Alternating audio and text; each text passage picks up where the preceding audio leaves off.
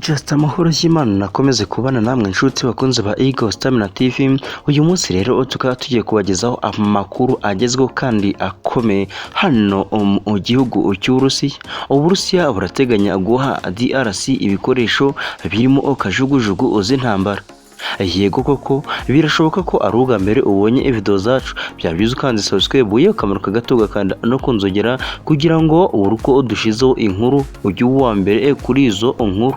Ikaze.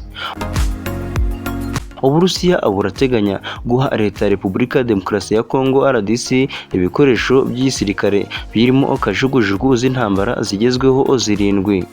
Nk'uko ikinyamakuru Africa Intelligence igikora inkuru zicukumbuye kibisobanura, kohereza izi kajugujugu bizashingira ku masezerano RDC n'Uburusiya byagiranye i Kinshasa muri Nyakanga 2022.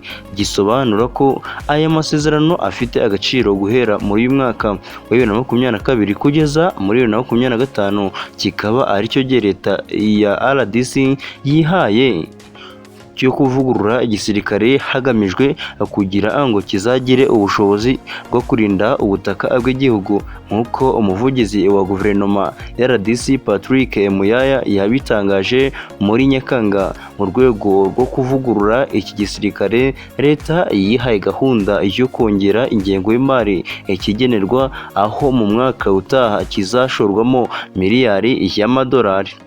Icyemezo cyo kuvugurura igisirikare cya RDC cyashingiye ku bitekerezo by'abanyapolitike batandukanye muri leta n'abatavuga rumwe nayo, nyuma yaho bigaragaye ko cyananiwe kurwanya imitwe yitwaje intwaro ikorera mu burasirazuba, by'umwihariko M23.